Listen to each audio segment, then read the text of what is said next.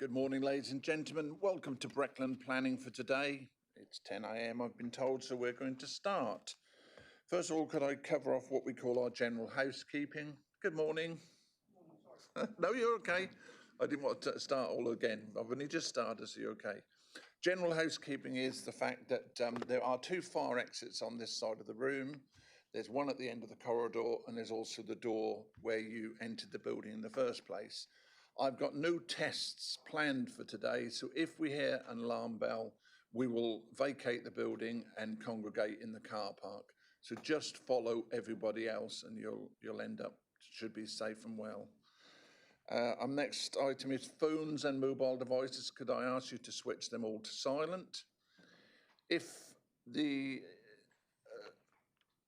sound of your phone goes off and interrupts my meeting, as chairman of the council as well as chairman of planning, I get the authority to fine you £10 to go to my chosen charity, which is Dereham Meeting Point, which is an organisation in the town, but actually spreads its wings quite wide and does various things for people of the town and surrounding areas.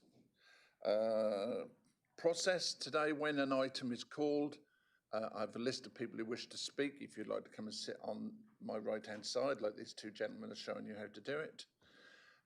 Then when the item is called, and then I will hand over to the officer. The officer will do the presentation, and then we will be open to questions from members.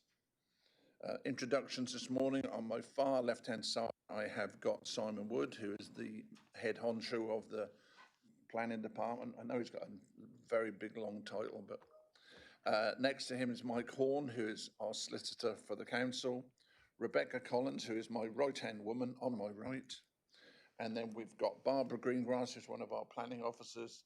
Lisa O'Donovan. And probably a little bit later, we'll have another one of our officers coming down, who is Michael Knowles. We have Chris Fitzgerald at the back, who is our usher. Thank you for today, Chris. And also Julie Britton, who is our lady from Democratic Services, who takes all the minutes and makes sure we all behave ourselves. Well, tries anyway. Okay, so without further ado, we're going to make a start on the agenda for today. Item 1 is the minutes, and it's to confirm the minutes of the meeting held on the 14th of July. Can I sign those off, please? Thank you.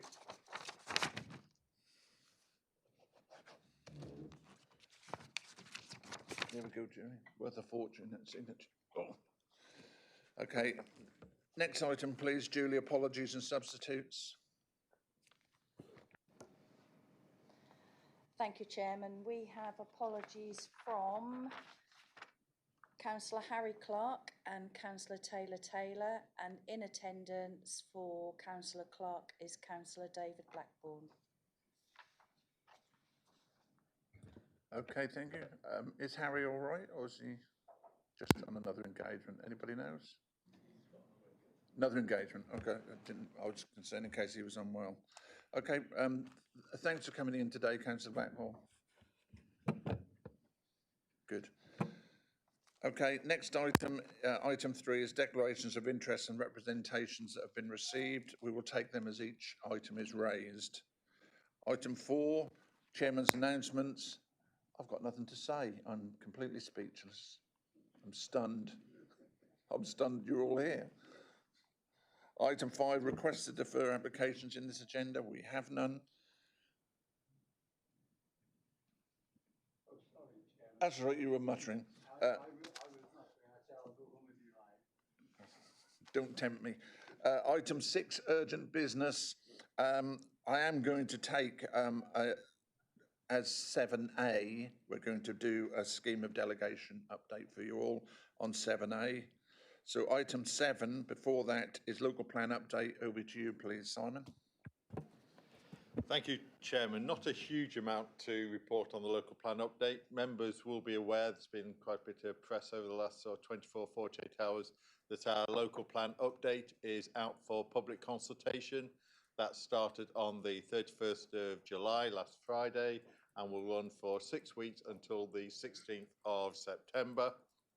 There are a series of events. I have the list here if anybody's interested. The 5 market towns, there are events in August, and then in September we'll be going to East Harling, Bridgham and Rowdham, and a couple of sessions here at Elizabeth House as well. I would encourage you to speak to your parishes, to your town councils and to your residents, encourage them to come to those sessions which are on the website, and to encourage them to look at the plan and to make representations and any comments that they think are appropriate, negative, positive. They will all be useful and gratefully received. Those will then be bundled up when we end up submitting this to the Planning Inspectorate at the end of the year. Thank you, Chairman. Any questions at all on local plan, Councillor Kybird? Thank you, Chairman. When you go to the consultation website for a particular town session, it says register here. Is that necessary? I think it's helpful, but not essential. Sorry.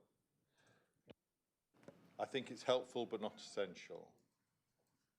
But it's useful for us to have an indication as to how many people are likely to rock up to any one session. Okay, no further questions. Thank you. Simon, I'll hand over to you now, please, to give us an update on scheme of delegation, please. Thank you very much, Chairman.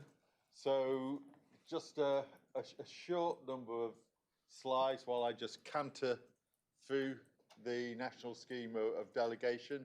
So this is something that has come out of the Planning and Infrastructure Bill, which was approved by government last year, and the regulations to enable it were laid in late May, early June. Those regulations come into force, as you can see, on the 31st of October. And what it does essentially is it indicates quite clearly what type of applications can and can't be determined by Planning Committee. So what it has done is taken all the different types of applications and divided them into 2 lists. Schedule 1 applications are not able legally to be determined by a committee. So the regulations are quite clear. Those are and will always be decisions that are made at officer level. Schedule 2 applications may, and I emphasise the may, be determined by a committee, and the regulations set out the process by which they may be referred to Planning Committee. What it also does is set out a maximum size of Planning Committee at 13. Thank you. So Schedule 2 applications can go to committee if that's agreed by the Chairman of Planning Committee or their nominated deputy, and a senior manager with extensive planning experience or nominated deputy. So that will almost certainly be either myself or Becky that would be part of that process alongside the chairman. If there is disagreement, then the decision rests with the officer and the matter is delegated. So there has to be agreement for a Schedule 2 application to go to committee. So there are 2 tests to be met. The item must raise 1 or more issues of economic, social or environmental significance to the local area, or 1 or more significant planning matters having regard to the development plan and any other material considerations. That's not unlike the discussions we have when applications go to chairman's panel, and the criteria that we have if members and officers decide that an application should at present go to committee. There is no ability for member call-ins within that national scheme of delegation. So the Schedule 1 examples, so there's a list there which is fairly full. So householder applications, minor commercial and residential applications, permission in principle applications, so those are sort of the outline application lights, where somebody with a piece of land can apply for an in principle decision as to whether or not that would be suitable for development, and the technical details would be determined later. Variation of conditions on any of those types of applications, non-material amendments, certificate applications. So those are applications where a certificate has been submitted to determine whether or not something requires planning permission or whether or not development is lawful, those sorts of applications. Small reserved matters applications, there's no real clarity around the definition of that, and prior approval applications. Thank you. So Schedule 2 examples, and these are things that we wouldn't normally bring to committee, as you will see from that list. So all LBC applications could come theoretically to planning committee. Any variations or discharges of conditions on LBC applications and their associated planning applications.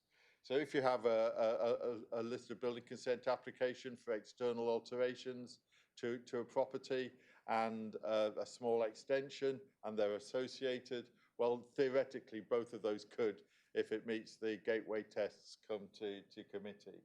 Major commercial and residential applications and any variation of conditions on Schedule 2 applications. Applications under Section 73A, so those are applications to vary original permissions. Section 106, discharges for Schedule 2 applications. Again, those are things that normally, historically, we would not bring to a Breckland committee. Large reserved matters applications and TPO applications. So those are applications to carry out works on protected trees or trees in conservation areas.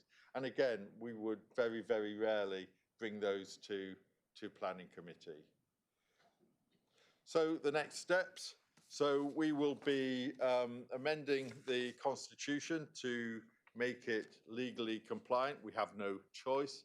Any decisions made after the 31st of October that do not comply with the National Scheme of Delegation, in theory, could be deemed to be unlawful.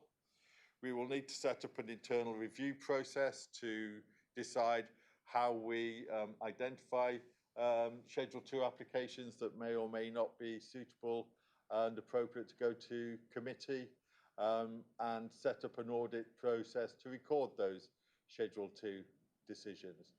Because I would anticipate that there is probably somewhere in the country a few JRs just waiting to happen around those judicial reviews.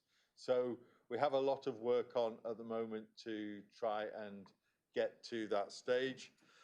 At some stage, we will need to prevent members calling in applications because we just will not have the ability after the 31st of October to determine call-in applications.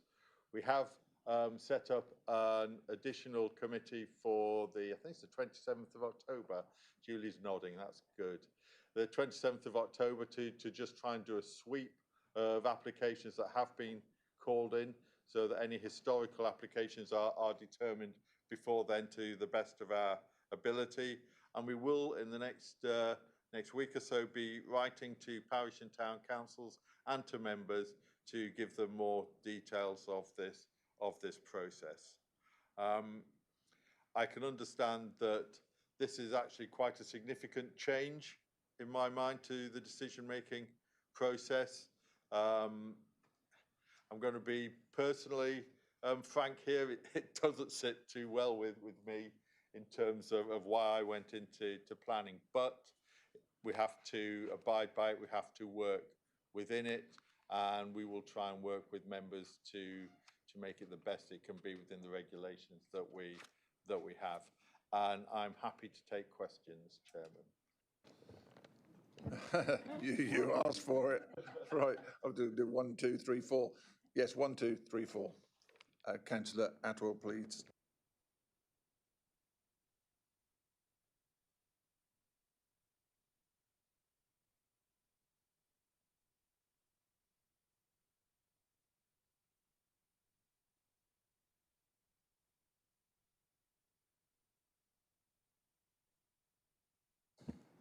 Thank you, Chairman. So could you just confirm, will the Chairman's panel no longer exist? Are we going to do away with that mechanism? It's a really interesting question because effectively the decision will rest with the chairman of planning or the deputy and the senior officer or the deputy. We have had discussions about whether or not a version of panel takes place, but those discussions are still early. Certainly chairman's panel in the form it is at the moment will not exist, but there may be something that replaces that. That's something I need to discuss with the chairman and the portfolio holder to make sure that we're comfortable in how we take that forward. I don't think it is our desire, and I think Nigel would hopefully agree, to try and ensure that members remain as engaged with the planning process and the decision-making process as the regulations allow. And I have to make that caveat. Councillor Gilbert, please. Thank you, Chairman. I think already, I think we can all see you can drive a coach and horses through this. Let me give you a theoretical one. There's a chap in the village, he lives in a very big house. He lives there, so he's a householder. He owns quite a lot of land around it, and he wants to put 5 houses on a field. Well, it's part of his garden, you know, he's got a massive garden. So he's a householder, but the rest of the village all feel that it is environmentally very sensitive. So in one case, if something is environmentally sensitive, it could be decided by a committee, but if it's a householder, it can't. Because there's 2 things on there which just don't sit well together sometimes. I think, as you say, there could be a lot of judicial reviews on this. I think it's safe to say that very often the most contentious applications relate to the smallest developments, the large house extensions, and also the small number of houses in sensitive locations in villages or backland or something of that nature. And they're the ones that cause most concern with local communities. And those are the ones where we need to work out a way that we can still engage with members where concerns are raised with them around specific applications on Schedule 1 items. Councillor Bambridge, please. Thank you, Chairman. Well, as you might gather, I am absolutely appalled by this piece of stupid and completely unnecessary piece of legislation. I'm sure that everybody in this room, and I don't know whether they've come to support an application or oppose an application, but you're local people to where that application is. And in future, you're going to have no say. You're not going to be able to talk to your local member and get them to seek to influence the council on it. We as members have one of the main legs of democracy we have taken away from us. Town and parish councils will have less influence because their local members on Breckland will have no say in what's going on. We're talking about local issues, and the democracy on local issues is being taken away from locally elected members of the many parties, as you can see here. This is not a party political statement that I'm making. Even trees, occasionally tree applications will be taken away from committees. I can remember a few years ago this committee sitting to discuss a tree application where a very large, I think it was oak tree, was only a few feet from someone's back door, and yet people wanted it to remain, which seems absolutely stupid. This is a matter of local democratic imbalance, and I hope our council, and I hope the minutes go to the leaders of this council, that they might seek to get this piece of legislation taken out and join with all other members of the LGA. I will certainly be writing to my local MPs and anybody else I can think of to oppose it. And I hope the members of the public from the Breckland area will also oppose it whenever they talk to a politician from Westminster, because that's where this madness has come from. Thank you, Chairman. Just a couple of points, Chairman. Trees would be Schedule 2 items, so tree applications could come to committee if they meet the tests. I'd also make the point that a lot of sympathy with many of the points you made, and a lot of local authorities made the same points in the consultation process, including Breckland, around the democratisation of the planning process and the impact this would have on it. And these are the regulations that we've got out of that process. Can I just say, Chairman, that in everything I said, I should have prefaced it, but I place no blame on Simon Wood. Not my fault. Oh, well, I blame him, even if you don't. Councillor Coibird, please. Thank you, Chairman. Two questions. One, is the right of appeal in any way changed? And question two is, in the past, if a member has an interest in a planning application that has generally gone to committee, how will such items be dealt with under these regulations? So there's no proposed changes to the right of appeal. If an application is refused, the right of appeal will remain as it is currently. In terms of member or councillor or applications that are made on behalf of or by the local authority, those are called own interest applications, and those would be considered by the two nominated parties as to whether or not those needed to go to committee. So there will still be in much the same way that we do at the moment, to be fair. Councillor Attwell again, please. Yeah, I'm not going to give you some party political speech, but on a practical level, members will still have the ability on every application. I still expect that we will get notifications on every application in our ward. So members will be able to write or contact the planning officers in the same way that they do at the moment, in written form. They could phone up if they've got concerns and they've got local knowledge, then they'll be able to impart that to the planning officer and they'll take that into consideration. I think what this is trying to do, I'm not saying the process is perfect, but what it's trying to do is it's trying to stop smaller applications bunging up the system. We as a planning committee should be more concerned about the bigger stuff, to be honest, and we should have faith in our planning officers to make the right decision. After all, they are trained planning officers after many years training. We are not. You know, we've garnered information and experience over the years, but we are not trained planning officers. So I think we just need to, cool heads need to prevail here. Let's see what comes out of the review about how we're going to change our constitution. But I am confident as a ward member that anybody in my ward can still contact me as a ward member. I can still take that up. But ultimately, a lot of those decisions were already delegated. The majority of the decisions were already delegated to officers. So in that vein, it won't change. We just need to look at the Schedule 2 stuff and the mechanism about how we do that. I still think there's some merit in having something like the chairman's panel. I think that could still exist in that form, and then that could, the member could feed into that. But ultimately, chairman's panel, it's still it's usually Simon or Becky, if she's standing in for him, who ultimately makes the decision on whether that goes to committee or not.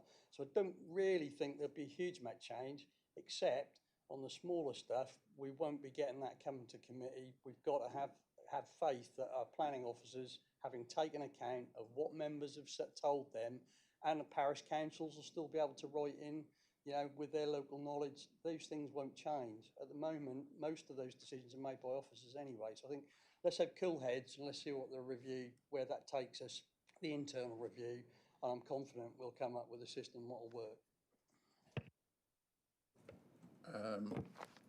Obviously, I don't relish increasing my workload, but as chairman of this committee, I would hope that members would copy me in all references as to the process of trying to call in, or at least have an item discussed or heard.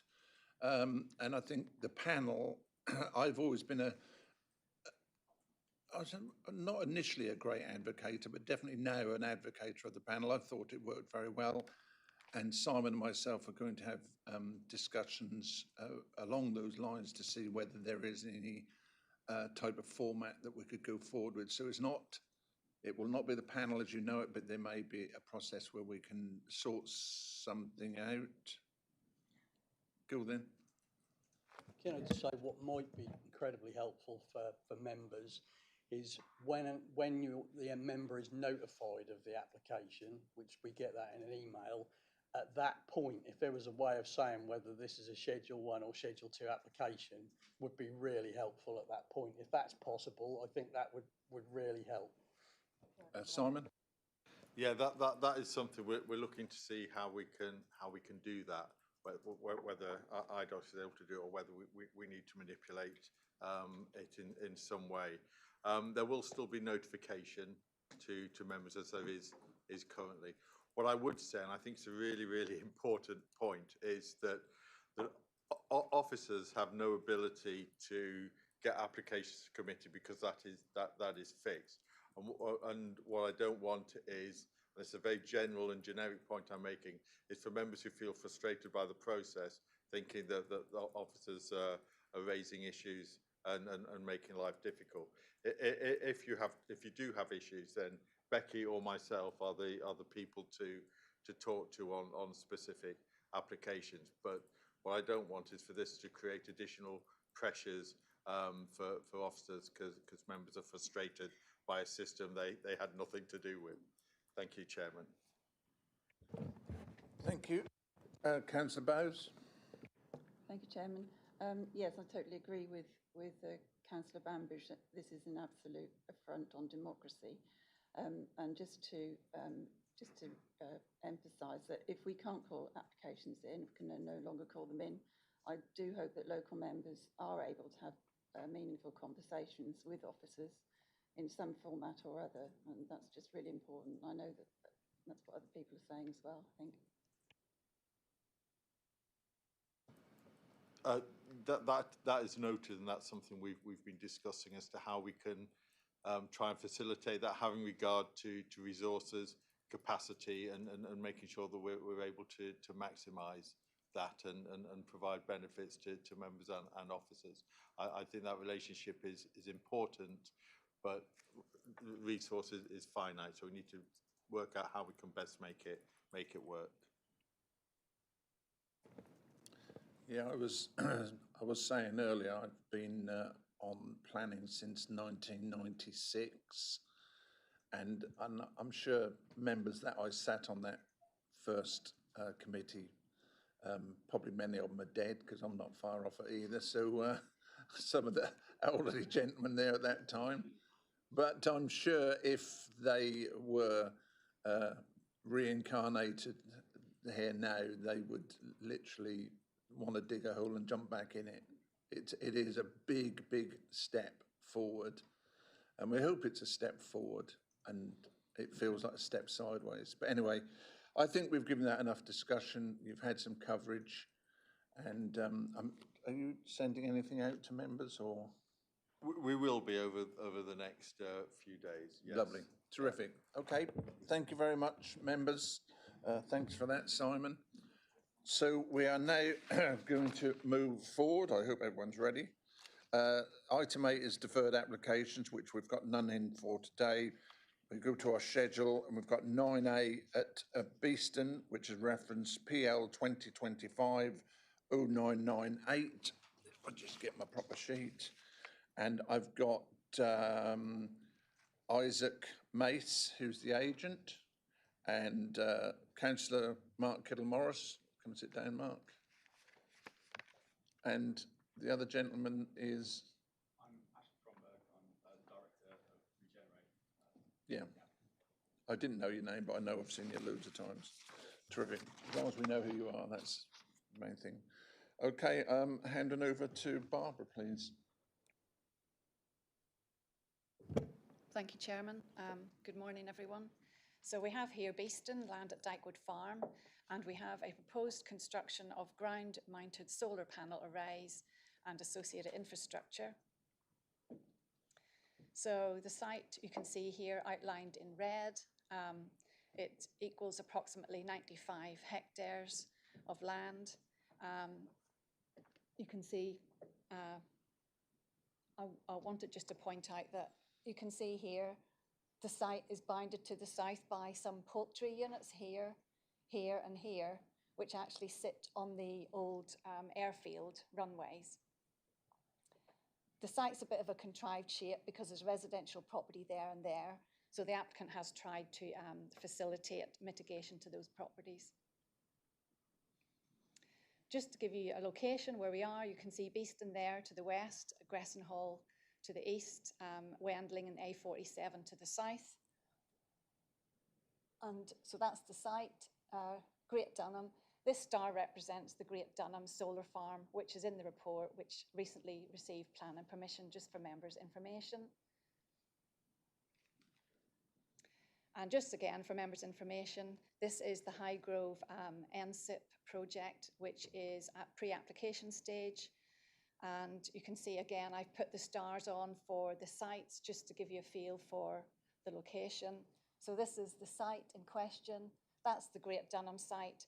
And the star here represents the pending application that's currently with the council at Shipton for another solar farm. So here we have the site in the wider context. You can see there Beeston to the west, Longham to the east, and the A47 to the south. And again, you can see there the chicken poultry houses. I'll take you through the slides and then come back. So this is how the site would be laid out. The blue represents where the panels would be located.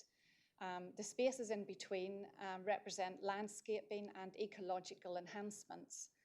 And the area to the east is where the substation compound would be, just here. So access to the site, there are two access points, one from the west here, and then coming out here. So the applicant's proposing a one-way system coming in from the west and out from the east. And the site would be accessed from Beeston Road here, which leads up to Beeston, and then exit from Honeypot Lane, which runs in this direction down to Wendling. This is the type of equipment that would be in the substation compound. So you have the power station, which is 3 meters in height. The substation, which is 7 meters in height, so that will actually be the tallest element. Spare parts container.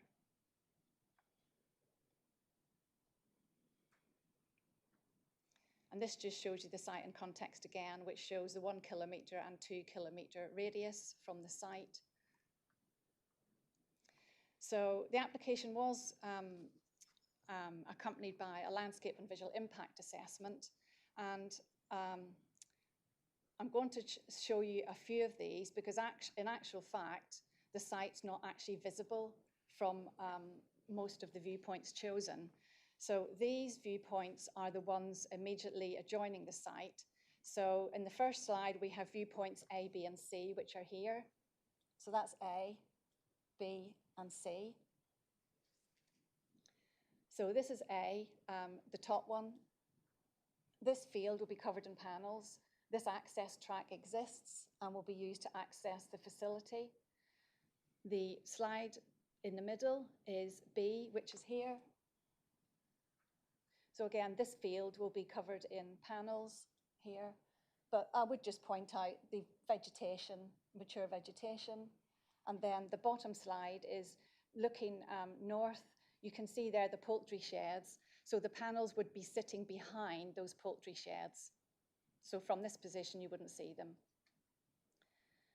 And then we have viewpoints E, F, D, E, and F. So D is here from this access track, which is the top photograph. So again, that field would be covered in panels here. This one is standing at the very northern point, looking back into the site. So again, that would be covered in panels. But again, I would just point out the existing mature vegetation. And again, the bottom slide again, looking into the field covered in panels, again, mature vegetation. This was provided by the applicant and shows a number of viewpoints of the site. Now, I'm not taking members through all of these because actually you can't see the site from most of these. So I'm going to take you through just some of them.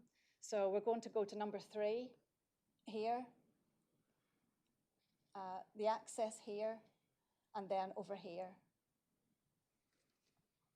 So number 3 comes up first. You can see here, that's standing on Litcham Road, looking towards the site, and really you won't see the site from here. The site will be on the horizon beyond that vegetation. This is standing at the site entrance. You can see the poultry sheds there. So the substation compound would sit just here alongside those buildings, and you can see it wouldn't extend above those buildings. The tallest part would be the substation itself.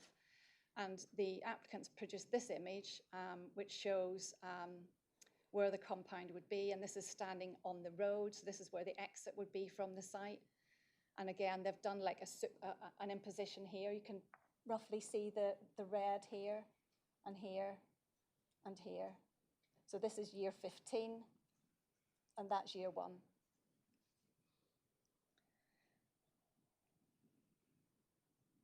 This picture I've taken north of that access point because I just thought it would show you a view across the field. So I'm basically standing in the hedge, and you can see there the poultry houses in the distance here. And so the solar panels will not be in this field to the foreground. They'll be beyond that, almost on the horizon. So more here.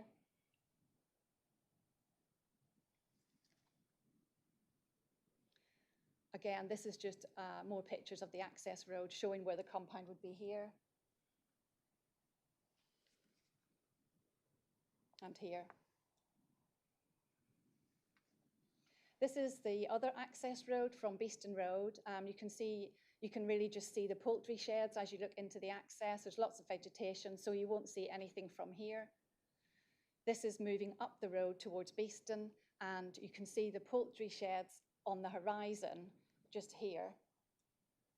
And the panels will sit just in front of that, behind that hedge. So again, they're in the distance. They won't be very visible. Similar view, just slightly further north. You can just about see the poultry sheds on the horizon here. And just to take you back to the layout so you can picture where we are. So if I can take you through the principle of development, as you could see from the slides, the site is fairly well enclosed with dense mature trees and vegetation along the northern, eastern and western boundaries, with the poultry sheds to the south. And I've shown you the various elements that would sit within the compound, the highest of which would be 7 metres, which would be the substation paraphernalia. So in terms of the principle, the most relevant development plan policy is policy ENV 10 of the local plan. This supports proposals for new renewable energy and low carbon development, subject to consideration of a number of criteria, all of which are addressed in the report and are considered to be met. The policy states that proposals will be permitted where the impact is acceptable. With specific regards to solar, the policy encourages the use of previously developed non-agricultural land, and for greenfield sites, particular factors that need to be considered include the proposed use of any land has to be shown to be necessary, and poor quality land should be used in preference to higher quality where possible. And also the proposal allows for continued agricultural use where applicable and/or encourages biodiversity improvements. In this regard, in relation to the solar energy, the use of the agricultural land is shown to be acceptable within the land classification section of the report, being predominantly grade 2A and 3A. And in addition, there remains the opportunity for continued grazing. In addition, there's an overarching need for additional solar schemes to help achieve the transition to net zero by 2015. As such, the use of the agricultural land for renewable energy generation has been shown to be necessary. The solar element of the development will also enable active ongoing agricultural use, as previously stated. And the scheme will provide for significant biodiversity improvements on the site in terms of BNG uplift, which is well in excess of the 10%, and you'll see that in the report. Of relevance also is policy GN01 of the local plan. This seeks to enable development that improves economic, social and environmental objectives of Breckland through sustainable development principles, including to mitigate and adapt to climate change, protect and enhance the natural environment, and consider cumulative impacts, in particular the impacts on the environment. The proposed development will produce renewable energy and is a sustainable development which aligns with national planning policy to seek to combat climate change and thus provide environmental benefits. The development is not located on previously developed land, although partially uses the old airfield. Although the development does support the environmental objectives, policy EC06 of the local plan is also relevant, and that allows for farm diversification, provided that it would make a contribution to the viability of the farm holding. The diversification is subservient to the main agricultural use. The scale and nature of the proposal is appropriate for the location and would not have an unacceptable impact on residential amenity, biodiversity, natural environment, landscape character, and enjoyment of the countryside. The proposed development would generate a consistent income and help to insulate the farming business against inherent volatility associated with global commodity markets, so would benefit the long-term viability of the farm business. Therefore, it accords with policy EC06 of the local plan. Also of particular importance, of course, is the MPPF. Paragraph 161 states the planning system should support the transition to net zero by 2015. It also sets out considerations for planning authorities for determining planning applications for all forms of renewable and low carbon energy and their associated infrastructure, and states that applicants should not be required to demonstrate the overall need for renewable, and significant weight should be given to the benefits associated with renewable and low carbon energy generation and proposals' contribution to the net zero future. The report then also talks about the National Policy Statement for Energy and Renewable Energy Infrastructure. Both state that national policy statements can be material considerations in decision-making on applications, regardless of whether they exceed the nationally significant project threshold. So EN1 of the energy policy statement, it's clear that solar is one of the lowest cost ways to generate electricity, helping to reduce costs and provide a clean and secure source of electricity supply. It also sets out a case revolving around government removal of support and the need to help insulate farming businesses against sector volatility. And of course, members will be aware of the Council's own net zero target, but obviously that is for buildings and properties that the Council owns and is not a Breckland Council-wide target. So overall, in terms of principle, given the support for renewable energy, low carbon and solar energy as set out in policy ENV10, the support for farm diversification, and the positive stance of the MPPF in giving significant weight to the benefits of renewable and low carbon, as well as the contribution to net zero, the principle is considered to be acceptable and accords with local and national policy. I will just touch on the landscape impact because I think that's important, and obviously I've taken you through the slides so you get a feel for how it looks in the landscape. But as you could see, the solar panels will extend to 3 metres with a 2.4 metre high security fence and the 7 metre high substation. The site is flat and it retains boundary treatment, boundary vegetation, which provides for a mature landscape setting, and extensive new planting will soften the edges and provide ecological enhancements. So overall, it's considered that the extensive existing and proposed screening and the flat topography means that the development will not give rise to a significant visual impact, and it's considered acceptable in that regard. Just touching on access proposals and the capacity of the highway network, you'll note that national highways and county highways have not raised any objection. The construction will be carried out over the course of approximately 6 to 12 months. And again, highways have not raised any objection to the vehicular movements associated with that. In addition, I've talked about the need for net zero, and also the grazing and also the biodiversity enhancements.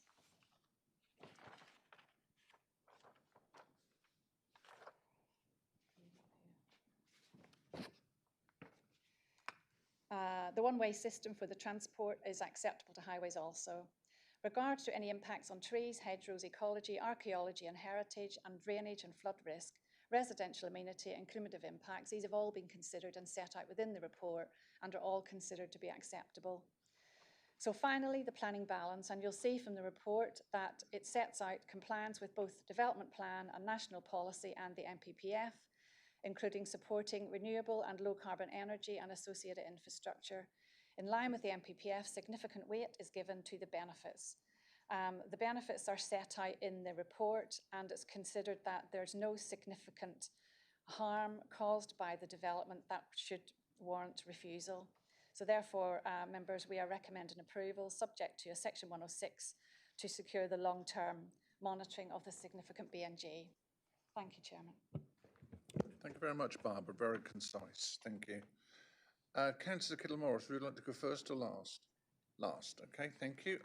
So we've got Isaac Mace, please, who's the agent. You have 3 minutes, sir, and at the end of that time, when I've had enough, you'll get the bell. Good morning, Chair and members of the committee. I am Isaac Mace, Planning Consultant at Waypoint Planning and the agent for this scheme. I would firstly like to thank you for giving me the opportunity to speak to you all today. Following the National Net Zero Strategy in 2021, the UK Government launched the Clean Power 2030 Action Plan in association with the National Energy System Operator, NESO, in 2024. This included grid reforms setting a pathway to achieve 95% clean power sources by 2030. Breckland District Council also declared a climate emergency in 2019 and has agreed a sustainability strategy. The proposed solar farm will support these national and local objectives. Domestic solar generation is a vital component of decarbonising the UK electricity grid and will help to improve energy security by reducing the reliance on volatile fossil fuel imports. To this end, this scheme would deliver a meaningful contribution towards this transition, helping to offset approximately 18,000 tonnes of CO2 per annum, the equivalent of approximately 15,000 homes. The site is considered to be highly suitable for such a development, being located predominantly on a former wartime airfield. It is therefore not an untouched landscape of the type found elsewhere across the district. This is also a temporary 40-year development with the potential for continued agricultural use through sheep grazing throughout its operational life. It does not therefore result in the permanent or irreversible loss of agricultural land, but instead ensures that the site can revert to agricultural use in the future. With the NESO reforms reprioritising grid connections to favour projects that are ready to be progressed, this is a highly deliverable scheme. The project is currently awaiting its Gate 2 grid offer, anticipated in Q1 of next year. This is in contrast to some larger nationally significant infrastructure projects where delivery remains further into the future and are subject to longer development programmes. The comprehensive landscape enhancements proposed as part of the application not only help to integrate the development into its surroundings, but also deliver biodiversity net gains that are well in excess of the statutory minimums. This creates a development that is sensitively integrated into its natural setting, whilst delivering an exceptional level of ecological mitigation and habitat creation, thereby securing lasting benefits for biodiversity throughout its operational life. The proposal has been found to comply with all relevant policies of the NPPF and the Breckland Local Plan. No objections have been raised from any statutory consultees. Following thorough scrutiny and consultation, the officer's report concludes the proposal accords with the development plan and recommends approval on that basis. With the substantial benefits known and with no planning harm identified, we respectfully request members to support the officer's recommendation and approve this application. Thank you. Thank you very much. Councillor Kittle-Morris, please. Yes, thank you, Chairman. Good morning, committee. I'm here to represent the parish council because no member of the parish council is available. They've given me permission in an email to speak on their behalf, and they've asked me to reiterate their comments, which were made a year ago, which are actually in the members' report. It starts off in principle, the councillors are in favour of the building of a solar farm at Dykewood Farm, so they are broadly in favour, but they have some concerns and some questions, which I'll read out to you. I think some of those will be have been met by the officer's report already, and this was written some time ago, I think. One, the community fund is still not fully confirmed, has been further dissipated by the sharing of funds to all local parishes, making the amount given ineffectual. Where do we stand on this? That's a question that they want to ask. Horses and walkers have been admitted in the past by the kind permission of the landowner. No assurances have been given about the future. In fact, gates have been closed on the road, and will Regenerate grant this for the period of the site's existence? Does it become their grace then or the landowner? Water management. What provision will be made for water management in the event of a fire? No information, as Regenerate deem it not necessary. Fire. What is being done to mitigate this? Regenerate have said there is no concern. We have the discussions with Spartech, and they say there are concerns with the panels connectors shorting with dry fields, which, like we currently have, we could be a real concern, along with reflective lighting and the amount of heat these panels will generate in 35+ degrees heat. Has the committee considered the weather in the future for the next 40 years? What will be the disturbance to the village? No one has quantified and how this will be mitigated. How will the land be returned after 40 years to its present nutrient levels? It's likely that this project, if given the go-ahead, will pass around a number of holding companies, and thus how will it be enforced? Also, if the community fund is so small, future holdings companies could just not pay it, as parishes could not justify legal costs over such a small amount. Lastly, Regenerate state that to prevent grass from getting out of control, solar plants can be maintained by sheep grazing. I am told through the local farmers' experience that it is very difficult to herd sheep with dogs around solar panels, making it quite impractical to manage the flock. And that's where their bit ends, Chairman. I'd like to make a couple of, one request and one comment, if I may. The request is that when the construction traffic management plan is formulated and given to the council, they consider not using or banning use of the C222, which is to the north of the site. It is called Litcham Road, Gressenhall. It runs between Gressenhall and Litcham to access the access points from the north, but to do it from the south along the A47. Both the Honeypot Lane Road and the Beeston Road are both HGV access routes on the route hierarchy. So those are the roads that they should be using rather than anything coming from the north. I will make another comment. I'm glad to see that the Devil's Dyke has been maintained. There is the lawn ditch, it's called in parlance of old, and it runs right the way through the middle of the site, and the panels have been parted on the remains of the lawn ditch. And my ward and my previous division that used to be called Lawn Ditch. So that's it. Thank you, Chairman. Thank you very much. It's open to questions from members. Councillor Westerman, please.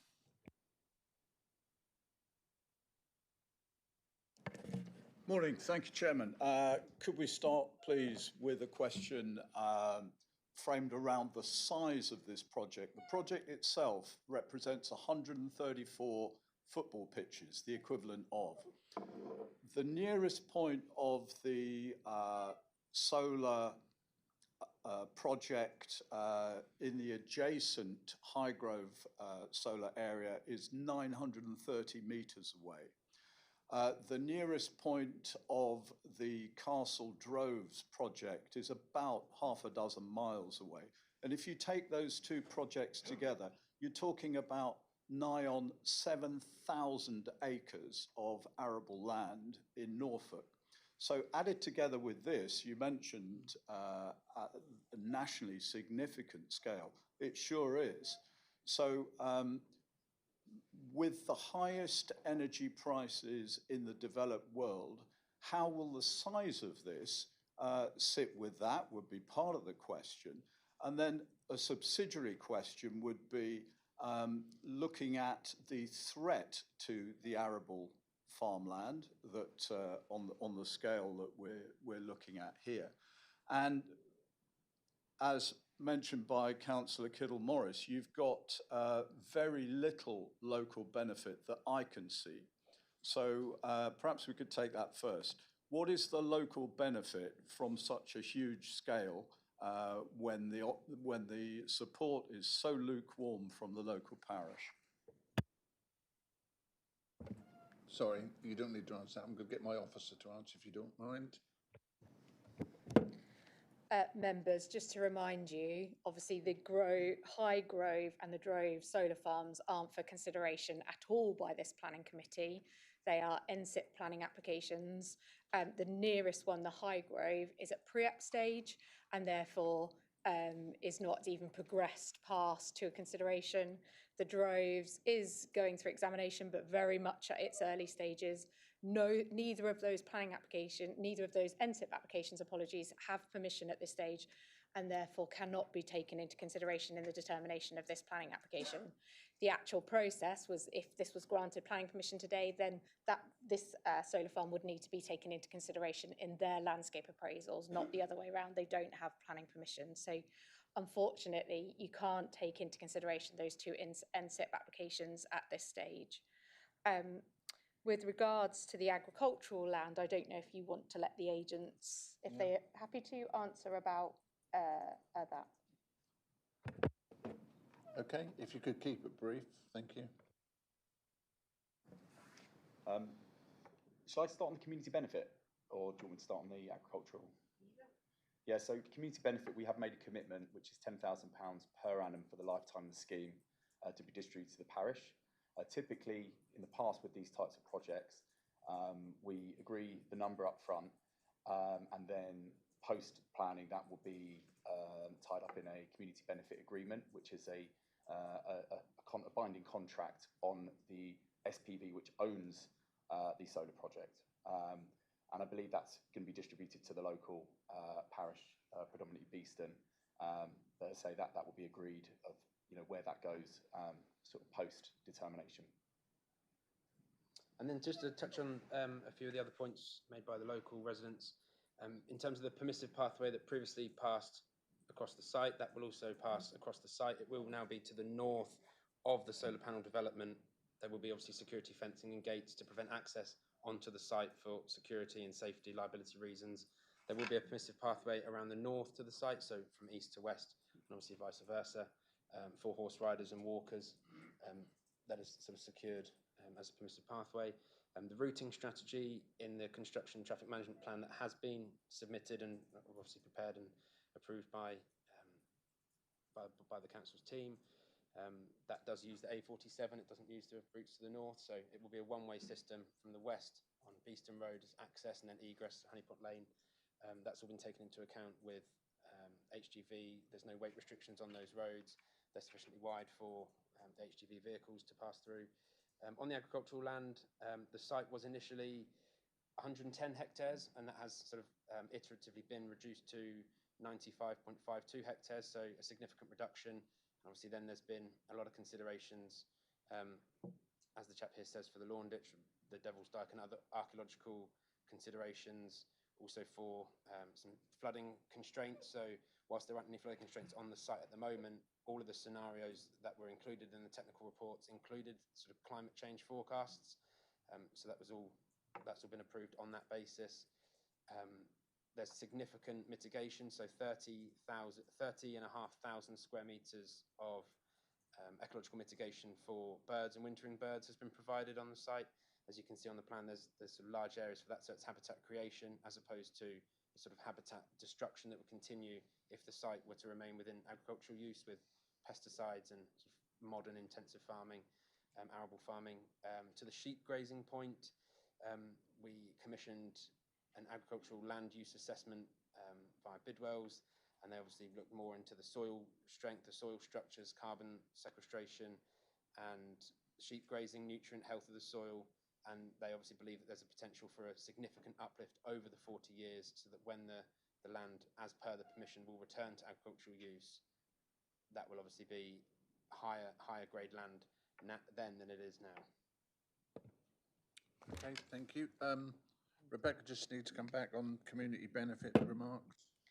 Yeah, so just to be clear, members, the applicants have offered the community fund to the local parish council. That will be a direct arrangement between them and the parish council. And although it's completely welcome that you go ahead with that arrangement, it's not part of this planning permission for consideration today.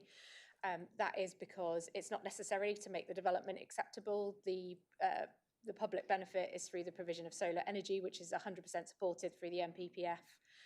And therefore, there isn't a need to secure a community fund through a Section 106 agreement as per all renewable energy projects across the country.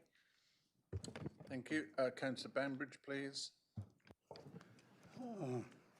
Well, public benefits. I have two questions to ask, one for officers and one to the applicant. To the officers, can this committee recommend or place a commission on the roads as suggested by the local member for access and egress to this site? And well, that was it to you, miss.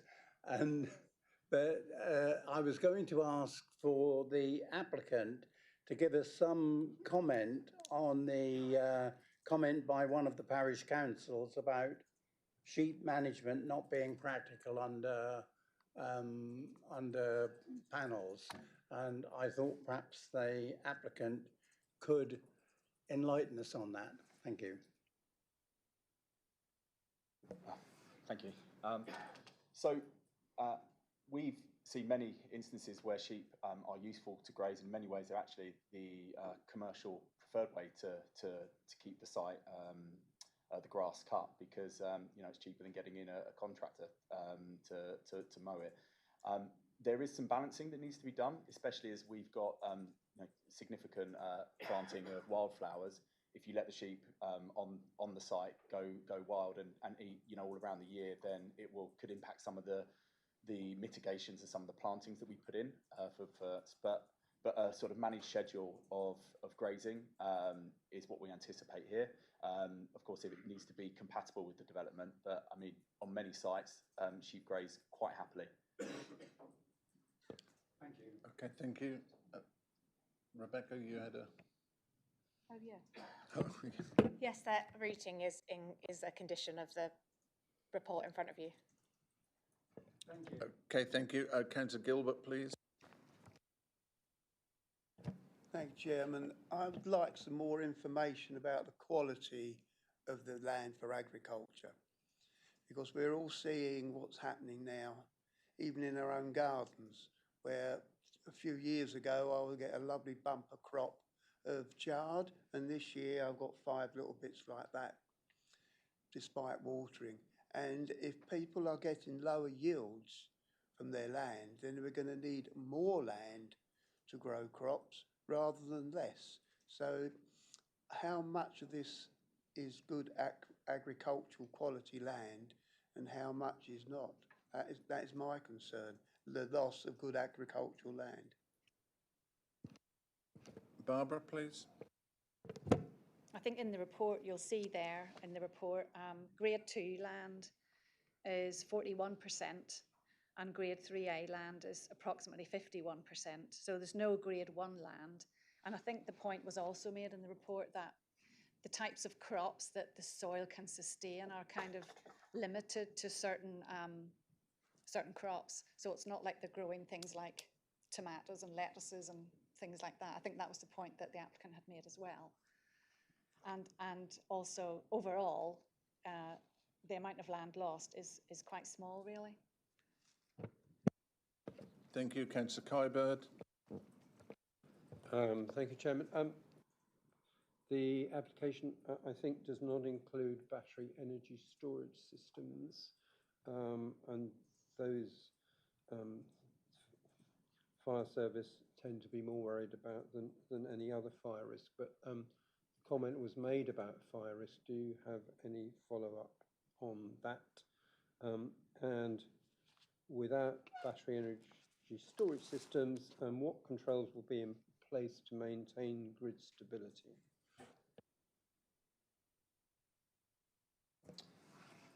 Hello. So just to cover on the BMV point, the best and most versatile land, agricultural land point, Within Bidwell's report, it did report that whilst the Sorry, could you yield- move your mic just a bit Sorry, yeah, closer of to course. you? That whilst the yields may be somewhat higher than the national average, they're not necessarily being used as BMV land at the moment due to sort of constraints of the land, so moderate stoniness, localised wetness limitations. That's caused by the underlying clay-rich soil, so that causes slow permeability. So as Barbara says, that's not allowing for certain crops to be used because you're limited by the lowest grade on the site, not sort of pushed up by the highest. So the sort of workability of the land is sort of reduced. There's not exceptional growing statistics. It's never grown, at least to our knowledge, any specialist or irreplaceable crops. And obviously it's important to remember that it's not exceptional land locally. Breckland district has an abundance of grade 1 and 2 land, which is being used as BMV land. And obviously it's important to also remember that this isn't permanent loss from the agricultural land bank. There will be sheep grazing ongoing, obviously continuing in tandem agricultural use, and then that will be returned with higher quality land in the future as per the conditions of the permission.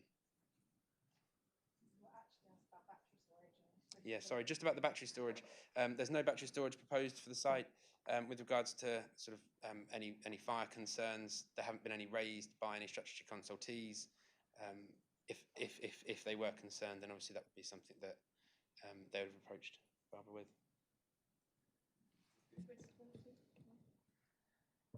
Grid stability?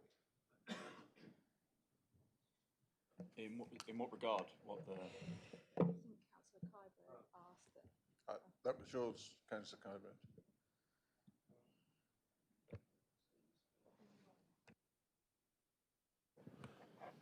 So my understanding is that peak summer solar can overload the grid, and therefore there has to be switching mechanisms in place to avoid that. So I'm asking what management system is there to stop that potential instability?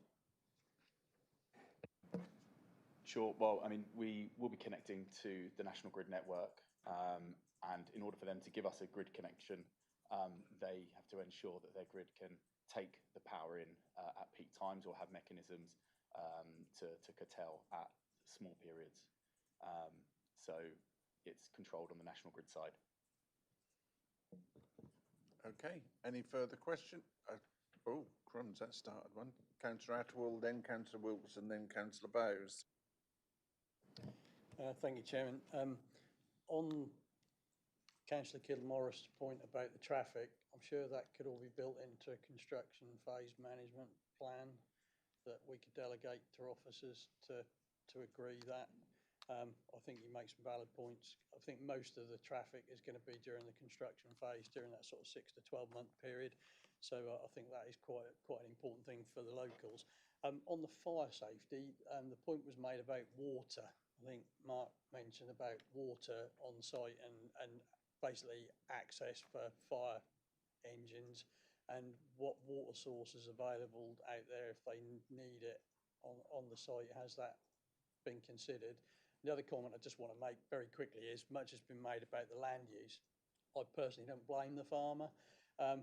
This could be the difference between sustainable, farm business or not in the current climate. Farming industry is in a dreadful state for all sorts of reasons at the moment. So I do not, criticise the farmer at all for trying to get a sustainable income for this. And I think that's something that needs to be considered in the round. But if I could have that answer on the construction plan and the fire safety, I'd be grateful. Thank you. Have you got that, Barbara? Or? Thank you.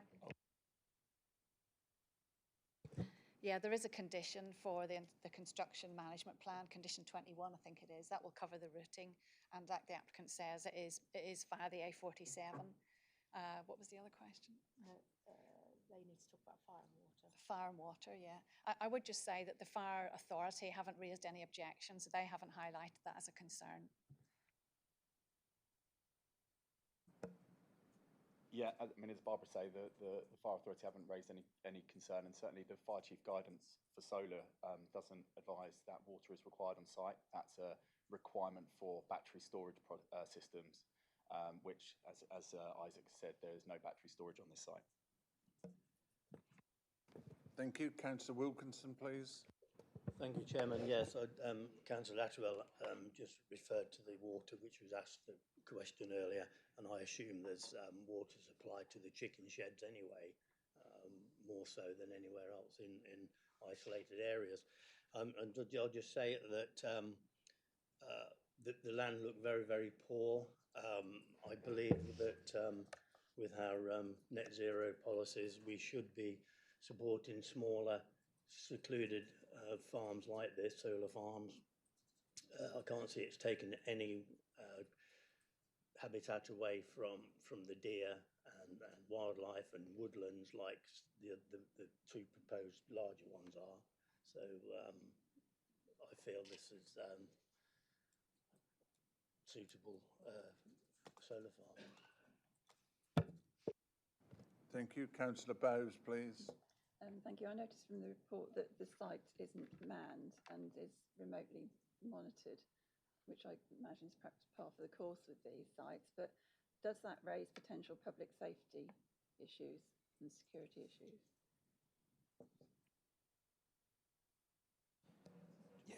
Yeah. So during the operation and sort of post-construction, it's planned that there'll be 2 to 4 smaller vehicle movements per month. That will be for maintenance purposes only, and obviously for sort of ad hoc security.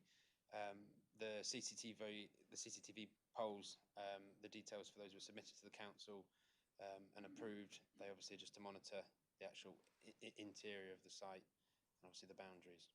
Yeah, I'll just add, and there is a contract with a security company that keep an eye on it and have fairly fast response times if there is any security breaches. Thank you. No further questions. Could I just ask, security fencing, I can't remember seeing anything about design and feature on it, so I missed it, but it is visual, not block. It's mesh. Mesh. Yeah. That's the word I'm looking for. 2.4 metres Visual, mesh. mesh. Okay, that's fine. 2.4, that's ideal. Mesh. Thank you, that's what I needed. Any further questions? No, thank you. So with this item, which is at Beeston PL 2025-0998, which is a full application in major. Your officer's recommendation is one of approval. Could I have a show of hands, please?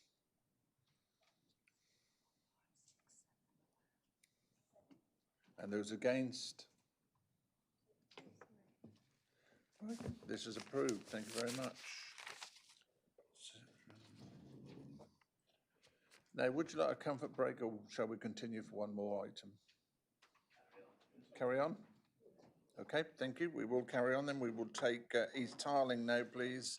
9B, which is PL 2026-0733. And I've got Alan and Lorna Lynn, who are the applicants. If you'd like to come and sit on the left, on my right-hand side. Stephen Kunz, who's the objector. And Councillor William Nunn, please.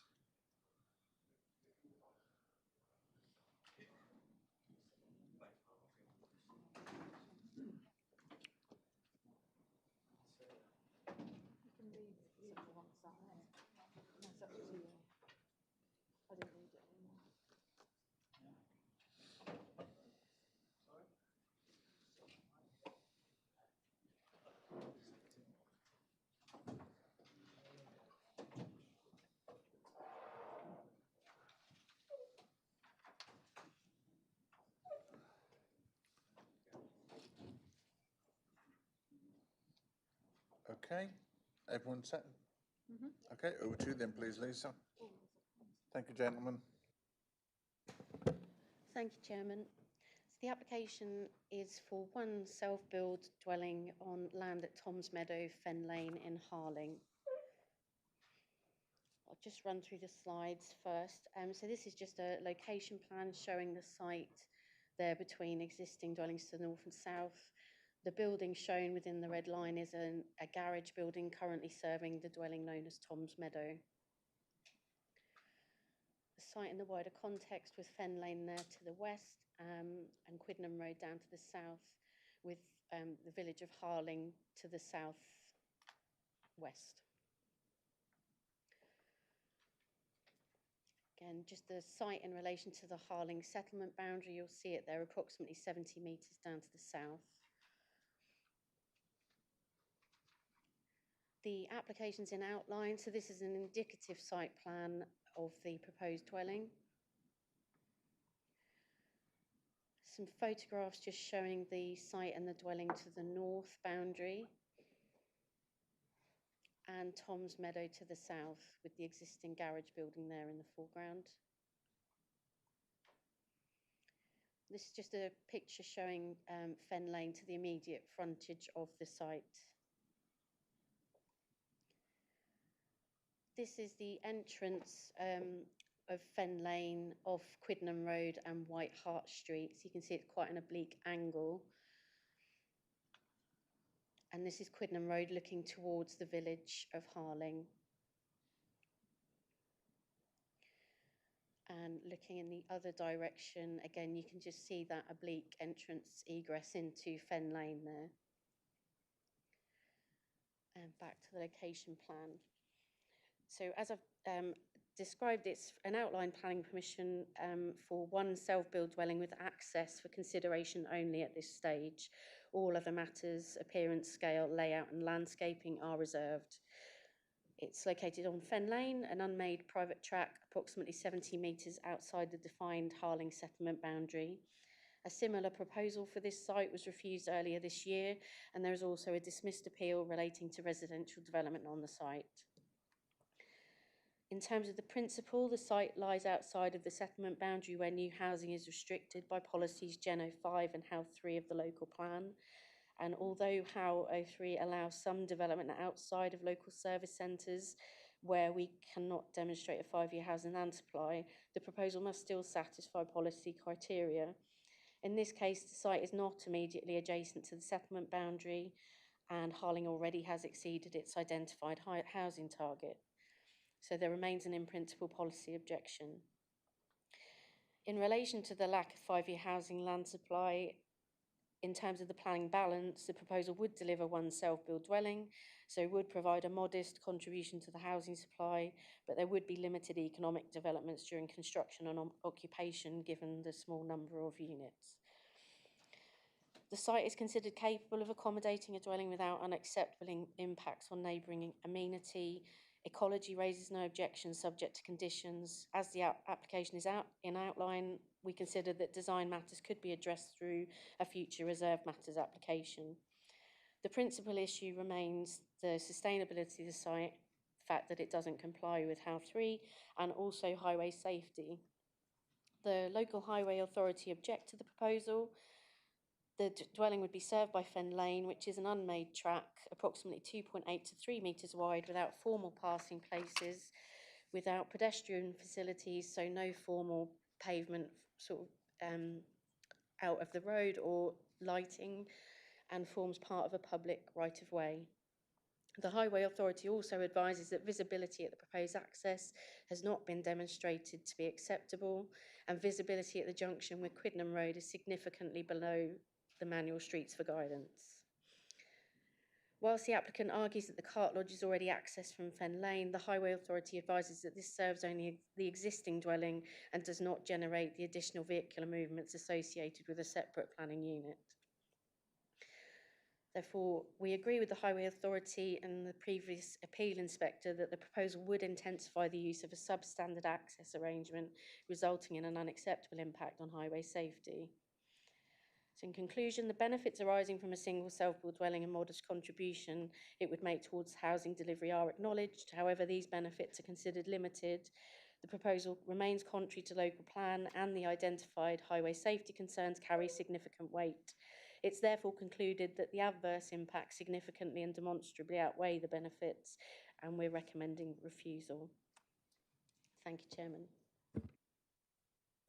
Thank you very much. Okay, I've got Councillor William Nunn. Would you like to go first or last? Thank you. Alan and Lorna Lynn, who are the applicants. You've got 3 minutes. Are you both wishing to speak or just you, sir? Yep, that's fine. If you switch your... Just press the button and it should go green. When ready. Yeah. Good morning, Mr. Chairman and members of the committee. Thank you for allowing us to be heard today, and thanks to Councillor Nunn for his support. We are Lorna and Alan Lynn. This is our outline application for a single detached self-built property on our garden plot, which will enable us to downsize to a purpose-built home and still reside on the land we've owned and maintained over 20 years. The final design is to be determined, but designed to disable access standard to mitigate our needs going forward and allow us to maintain independent living. We actually built our self-built home on this same plot 10 years ago, with permission passed by Breckland Council Committee. This was when Breckland did not meet its 5-year housing target. I can refer to the officer's report then, and the recommendation was for approval. Paragraph 6 and 2.7, it states that the bottom of Fen Lane is connected to the bus stop at the marketplace and hauling services and facilities by a public footpath of 450 metres. 2.8 states on balance this proposal is sustainable. 5.2 stated the addition of a single dwelling will not impact significantly on highway safety. Paragraph 7, in conclusion, it is considered on balance the proposal would constitute a sustainable form of development as defined in paragraph 7.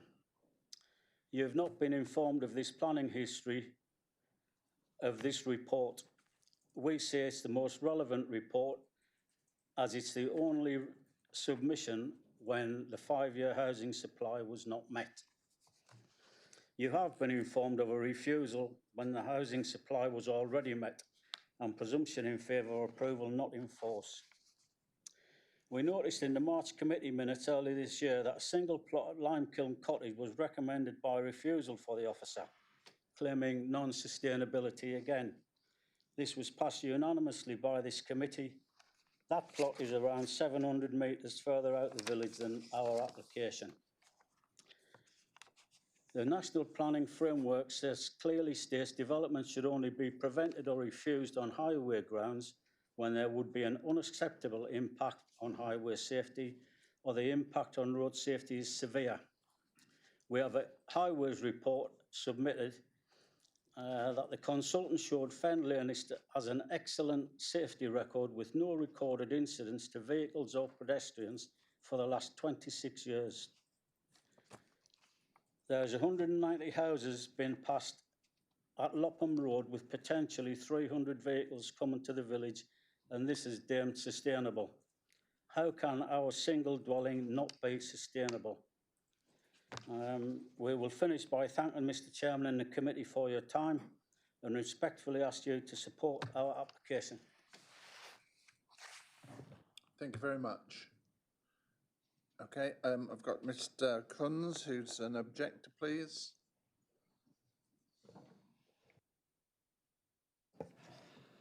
Good morning. My name is Steve Kunzer. I live at Whitebird Farm on Fen Lane, approximately 200 metres north of the application site. I've lived on Fen Lane for many years and use it every day.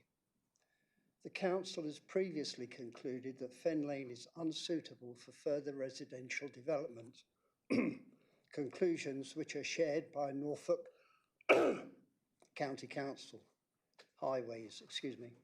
The applicant has submitted a highways report which suggests that Fen Lane is suitable for further residential development and that concerns regarding the lane have been overstated. With respect, that report does not reflect the reality experienced by those of us who live there. Fen Lane is an unmade public footpath. It receives no public maintenance and remains heavily dependent upon the efforts of residents simply to keep it usable. The lane has deteriorated significantly over recent years. It suffers from potholes, surface breakup, edge erosion and drainage problems. Construction traffic associated with previous developments has caused damage. Repairs rarely last because the surface of the lane is so fragile. The photographs submitted with my objection, show the condition of the lane, particularly during winter months. They also show that several of the assertions made within the applicant's highways report are incorrect. The report suggests there are numerous passing places. In reality, there are not. There are long sections where vehicles must reverse because there is nowhere suitable to pass. It refers to private driveways and verges as passing places and pedestrian refuges. But residents know that driveways are infrequent and cannot safely be relied upon. Verges, where they exist, are narrow, steeply banked and not suitable for traffic. My car has suffered suspension damage several times due to the poor condition of the lane, and I'm aware that other residents have had similar issues. The absence of recorded injury collisions should not be taken as evidence that the lane is safe. Residents regularly experience near misses, emergency braking, and reversing manoeuvres, particularly at the junction with Quiddenham Road. These incidents do not appear in official statistics, but they are common. I'm making this statement to highlight an existing and very real problem which already impacts upon the day-to-day lives of all Fen Lane residents. The application has the potential to make an already bad situation significantly worse. Given the several development control reasons identified in the case officer's report why consent should be refused, I consider that a decision to grant consent would be extremely unreasonable. Thank you. Thank you very much. Councillor Nunn, please. Thank you, Mr. Chairman. Thank you, committee. I am here to support the application. I have walked and driven down Fen Lane, and actually I can't argue with the objector. The lane is in a fairly poor state. It always has been, probably always will be. I know several residents have tried to come together to get it regraded or contribute some money to have it done, which I think would be an excellent idea, but for some reason that just doesn't seem to be done at the moment. In terms of the application itself, I think the concept of a couple being able to downsize from a very large family home into something much more modest that is completely DDA compliant, and I believe they're prepared to build it to a stage 2 DDA compliance. I don't quite know what that means, but I think it's so it's completely wheelchair accessible throughout. I know we have a shortage of those across the district, and I think if we could allow people to self-build those and condition it so that they definitely are built, I think that's a real positive for both that village and that family. The big focus seems to be on the highway safety, and again, I disagree with the County Council, Norfolk County Council report when I probed into it to say, well, have there ever been, as the objector said, any near misses, any reports of any accidents, pedestrian or otherwise? The answer is no. But they don't like the junction. I understand that. It does come out at a bleak angle. It does come out onto a road, and it is opposite a one-way junction. I think it's Gallants Lane opposite, which is one way through. But no one's ever been injured, reported injured, or in any other way hurt at that junction. I would guess every junction in the country, someone has got it wrong at some time and had to back up or indeed stop.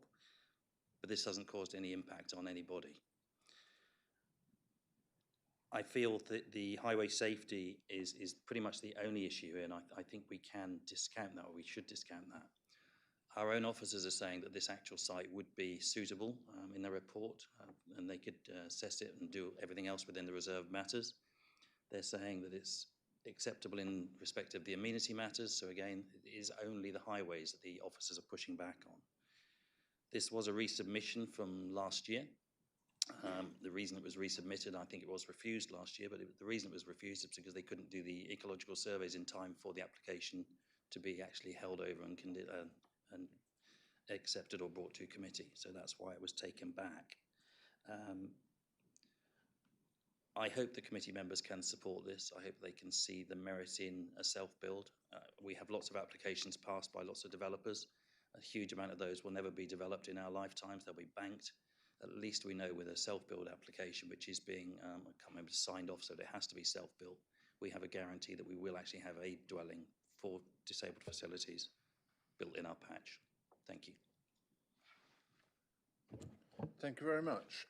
It's over to members for questions. No. Oh, when I said no, and then you put your hands up. That's not fair. Councillor Kybird, then Councillor Atterwell. Thank you, Chairman. The officer referred to an access width of 2.8 to 3 metres, and normally the fire brigade require a minimum of 3.3.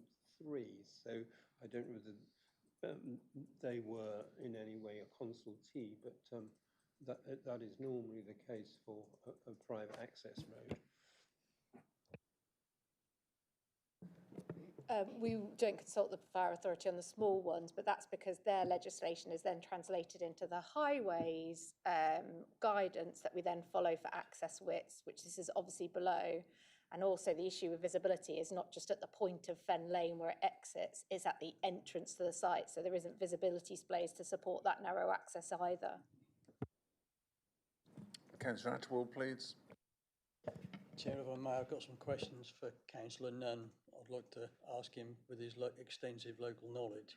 So the first thing is, the objector said that this is a public, I think you said it was a public footpath. So who actually owns it? If it's a public footpath, who actually owns Fen Lane? Is there any duty on Norfolk County Council so it's not a public footpath? That's basically something that's existed for years and people have just driven over it with rights to their properties. Can you answer? Yeah, I think I can try and answer that. It is a public footpath, and in terms of foot access, it's absolutely fine. But obviously that doesn't mean the county council has to maintain it to the level of a car. You know, if you're in a 4x4, that line is absolutely fine. If you go incredibly slowly, that's absolutely fine. But there are some substantial puddles, as was shown by the objector's photographs. Can I have officer clarification, please? Can we, public footpaths aren't owned by the county council. They're often privately owned by private farm workers. And this, you know, often what happens on a private road like this is the properties own the bit of road that's in front of their house, but there's no requirement for county council to they can enforce within their powers the upgrades of footpaths, but they don't own those footpaths and they're not responsible for those works. You did have another question, I believe. I've got two more. So thank you for that. Fen Lane is used for farm traffic. By nature, it says there's a farm that we saw on the picture at the top of the lane. Is there farm traffic that uses that? That's the next question. I wasn't aware there was, but the objector is nodding to me that there is farm traffic, so it's clearly large enough for large agricultural vehicles to access and egress from. So one would hope that perhaps the farmer might make a contribution, because I would suspect the farm traffic, being as heavy as it is what's caused probably most of the damage. The last thing I wanted to ask is, there was mention of previous developments on Fen Lane. So can you just expand to me, when we say previous developments, that sort of suggests to me that Breckland perhaps has given permission for other buildings to be built along Fen Lane, and if so, how long ago was that, William? I would probably have to ask the officers. I know that in my time there's been a very large family home built almost opposite on a piece of land standing opposite, and there has been another property which has converted some barns for family members to live in. And again, when I looked through those applications, traffic wasn't an issue.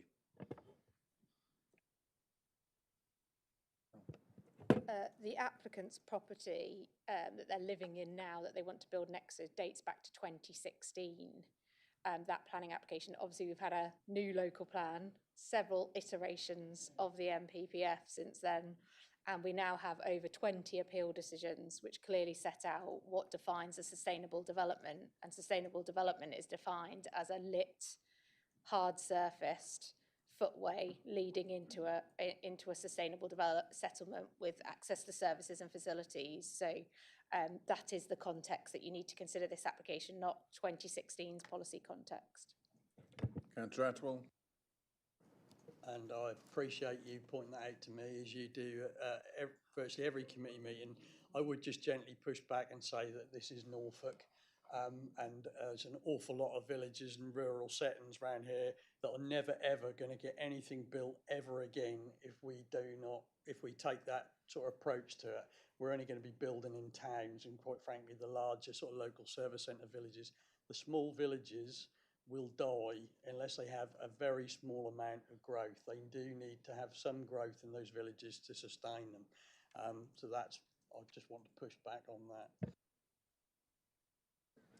Okay, any further questions from members? No. Okay, we'll take the vote on this item. So with regards to item 9B, which is at East Harling, reference number PL 2026, and that's 0733, outline on a minimum application, your officer's recommendation is one of refusal. Could I have a show of hands refusal, please? 4, and those against? No. No, there must be 5. Nice and high, please. No, we're going to, sorry. Okay, listen very carefully. Hands nice and high. Okay, your officer's recommendation is one of refusal. Could I have a show of hands for your agreement with the officer's recommendation? 1, 2, 3, 4. And those against that recommendation? 1, 2, 3, 4, 5. Okay. So, from the floor, please, could I have your reasons? Councillor Atwell, please. I think we could say that this is a self-built dwelling, basically, and DDA compliance is a considerable factor. Well, Becky's having a fit, so obviously not, but perhaps the lawyer in the room could help. Yeah, I'm not.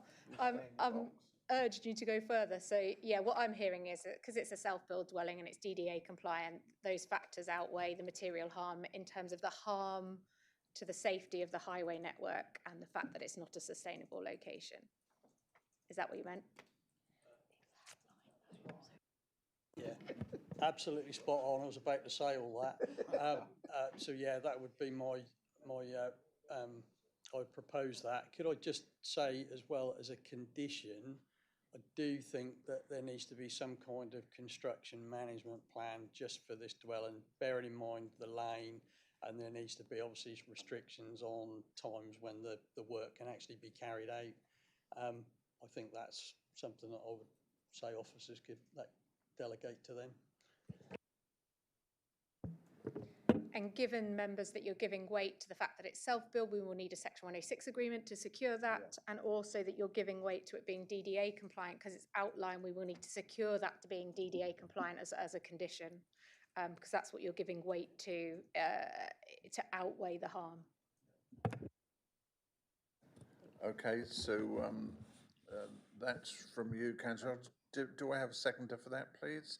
I'll take Councillor Gilbert. So from the floor, your recommendation is that we approve this item at East Harling. Could I have a show of hands for approval, please?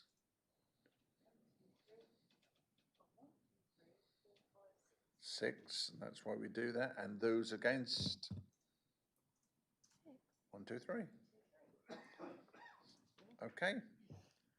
All right, thank you very much. This item is approved. Thank you.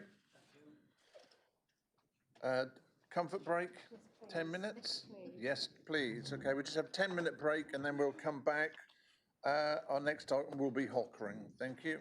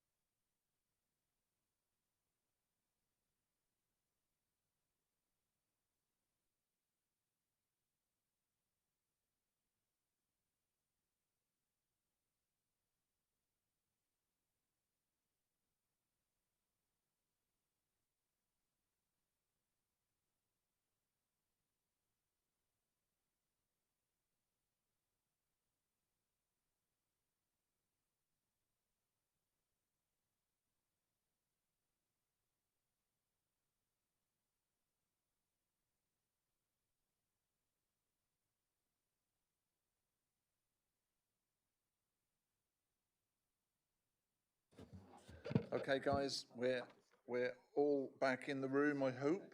We've lost somebody. So we're going to item 9C at Hockering, and that's PL 2025-1718. And I've got Nathan Gosling, who's the applicant, and Councillor Gordon Bamber just staying in your seat, I gather. Good, okay. And you've got, is that Mrs. Gosling? Yeah. Oh, good, okay. Didn't matter if you weren't married, but just so we know who's who. Okay, so, okay, Michael, take it away. Thank you, Chairman. So this is for application reference PL 2025-178 for a full minor and is located just south of Ash Lodge, Low Road in Hockering. The proposed development is for the demolition of an agricultural buildings on site and the erection of a new self-built dwelling and a change of use from agricultural land to residential. The principle for development has been established, given that there is a Class Q fallback position for 2 dwellings, which was granted planning permission on application PL 2025-0439 PAQ. This proposal is for a betterment that comprises of 1 dwelling. This is the location plan of the site. And for context, there are 2 neighbouring dwellings in the surrounding area. This one is showing the south-facing view of Kimblewick Farm. And this is the west-facing view of the Kimblewick Farm. And this is the north-west-facing view. And this is the south-facing view of Ash Lodge, which is just to the north of the site. And this is the southeast-facing view of Ash Lodge. The total floor area of the buildings for the site. Oh, sorry. Let's check I'm on the right one. Oh, sorry. This here is the approved plans for the Class Q fallback position. And please note buildings 1 and 2. And the total floor area for the buildings measures approximately 760 metres squared. And this is the elevation plans for the Class Q fallback, and this is of building 1. And this is the floor plan for building 1. And this slide shows the approved floor and elevation plans for building 2, and the total floor area for the Class Q fallback measures approximately 267 metres squared. And this is the proposed site plan. The total floor area measures approximately 455 metres squared. As stated in the officer's report for this application, while the proposed development represents a material increase of approximately 40% in floor space from the Class Q approval, the Class Q fallback scheme would be constrained by the existing agricultural form, resulting in compromised layouts, poorer residential quality, and limited opportunity for high quality living standards. In addition, the fallback position is for 2 dwellings, and this proposal would reduce the intensification, character impacts, and unsustainable location to only 1 dwelling. This slide is showing the proposed front and rear elevations, while this one is showing the side elevations. To summarise the design elements of the proposed 2-storey dwelling, this design draws on the established tradition of the regional brick farmhouse, with symmetrical front including arched dormers, hipped roofs with a single-storey elements and detached garage. The design of the existing buildings offers no architectural or historic merit, while this proposed design has gone through several iterations in discussion with the applicant and their architect. The proposal will settle more comfortably into the open countryside and would reflect in a similar scale and mass into that of the neighbouring dwellings. This is showing the proposed ground floors for the proposal and the proposed first floor plans.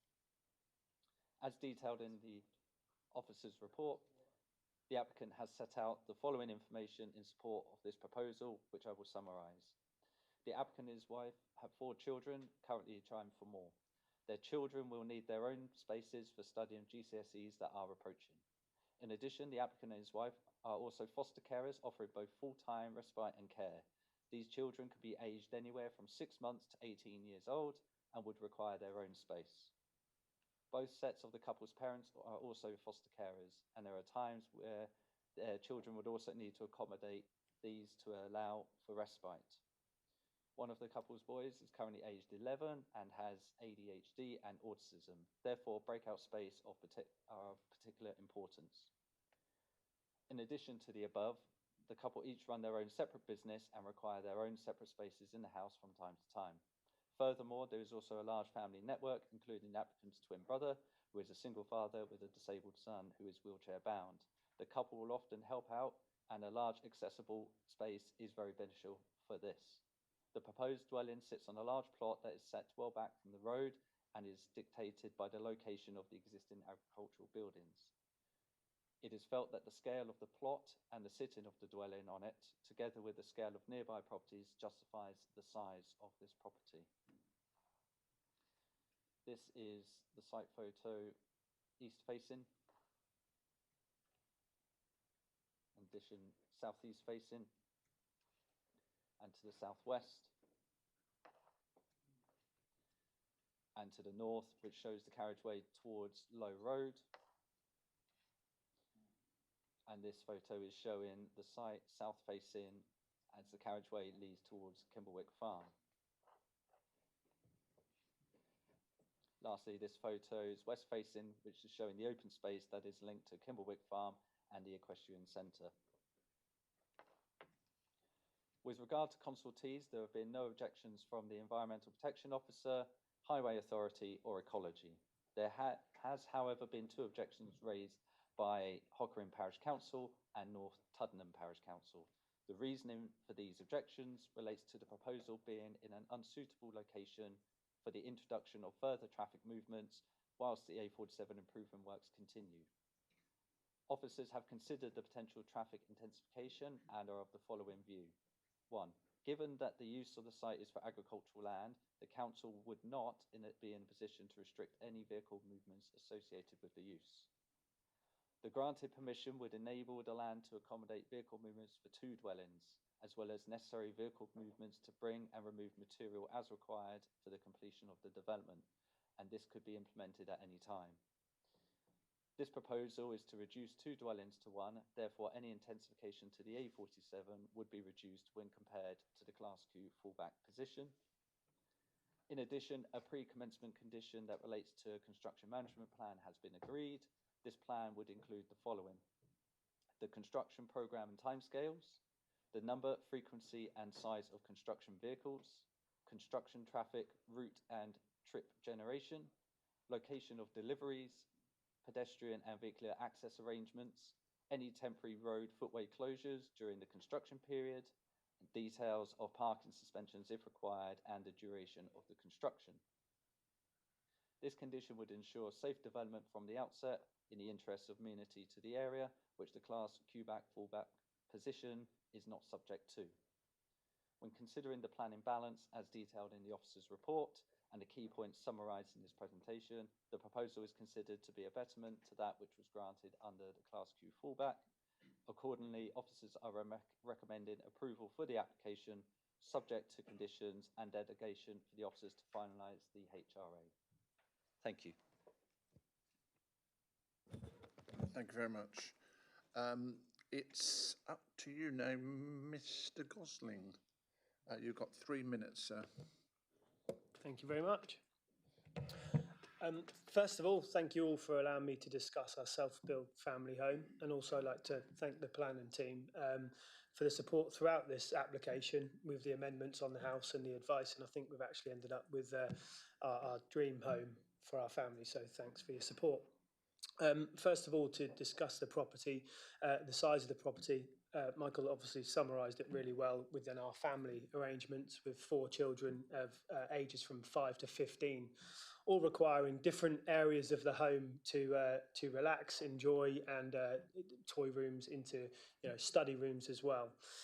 So it's really important that we get that right for our family mix. Also, Yeah, that's okay. Owning our own businesses in locally with Kimberwick Equestrian Centre next door to our family home, and myself with NR Health and Fitness Clubs. We both work from home a lot with our family, so it's important for us to have the study and the offices for us to be able to go out and work from home when needed. The 5 bedrooms, we really worked hard on the plans to have 5 bedrooms upstairs, so our children would be able to be sleeping upstairs, and the arrangements to be all up on the upstairs level rather than children on the ground level. So it's important for us to have the 5 bedrooms. As mentioned, the fostering. We were foster carers for 8 years with 4 children. We not fostering at the moment full time, but we do a respite foster care for our parents and Nikita's parents who currently have children in place. And also with my brother's son Logan with cerebral palsy. He is wheelchair bound, and we support him as a single parent who do come over and use our house and like to be around our family home. So it's important for the space to accommodate an open plan feel for him to access the house and enjoy coming to visit. To address the traffic movements, Michael's rightly said that we're looking to reduce the traffic movements to a single self-build rather than the 2 bungalows. We feel this will much suit obviously our needs as well within the family home, and also reduce the traffic movements around North Tuddenham. Thank you for your time. Thank you. It's going to be open to questions, but I'm going to let Councillor Bambridge go first. He is the ward rep, and he has comments he wishes to make. Thank you. Thank you, Chairman, and thank you for that presentation. I hadn't heard you speak on it before. And well done on what you've brought together. So you could normally count on me for some considerable support for that. But on this occasion, I'm going to say I have, I believe, to oppose the application on one basis and one basis only, and that is the highway traffic to and from the site. As you will know, I think you live in the area at the moment, roads are constantly being closed and reopened. Of, I think, the 5 roads through from south of the A47 towards Madishall, I think 4 of them have been permanently closed. So all traffic is being directed basically from the A47 through Fox Lane into a little bit of Low Road through to Madishall Lane and so on. We have seen an increase in the amount of traffic, naturally. We've also seen things like speeding, which didn't often happen. We've seen things like HGVs and buses on Low Road right up to almost where you are proposing to build.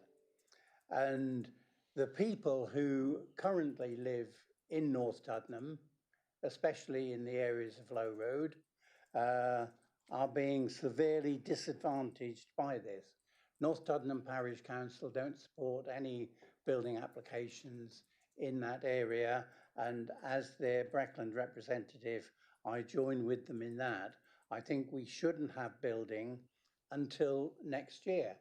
Next year, the A47 is going to be opened. When the A47 is opened, both Norfolk County Council and Highways England have promised improvements to some of those roads. All right, I'll be told that they haven't signed agreements to that, but they have said that they will do it. There are going to be improvements, particularly around the North Tuddenham School area and around the junctions off Wood Lane. And I think this application would be better made and approved when those highways alterations have been completed. I think Breckland ought to be able to stretch the rules so that can be done. I know I'm told that they can't be because I have asked the question, but I think it's rather silly that we can't. because an awful number of people are going to be severely disconvenienced by any building, your two bungalow application or your single house application, which is the one I would have preferred if they go ahead at this time. So therefore, I'm speaking on behalf of both Hockering and North Southern Parish Council, who have asked me to speak. They were going to be here themselves to do so, but I'm sorry, I don't see them. So thank you, Chairman. Thank you for that. Anyone else wishing to speak? Councillor Atwell, please. Yeah, just a question for the applicant, if I can. On the plan, it shows 5 bedrooms. What are the sleeping arrangements when you've got foster children coming? So you're providing that respite for the fostering. And I think you said it was your brother who's got a child wheelchair bound. So what are the sleeping arrangements for them? I'm just wondering actually whether the place is actually big enough. I just want if you could give us a bit of context on that, please. You can answer that if you wish, but it's not a planning issue. No problem. I'm happy to answer it. Having the available space downstairs as well, that can be used in short term for sleepovers and stuff with the snug or other rooms in the property. We can use that for that area, and if we've got people coming to stay, they can utilise that space. That's the other benefit of having the rooms that we're proposing to have. It gives us that flexibility in the future for short term or long term.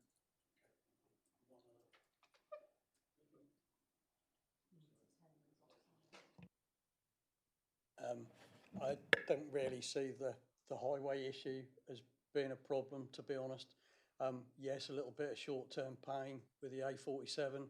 The amount of traffic that will be generated from one build, I really don't think that that's going to cause a big problem to the highway network in Norfolk. I think, we just need to get on with it. Thank you. Yeah, I fully agree. And on social media this weekend, I saw that Manchester was virtually gridlocked.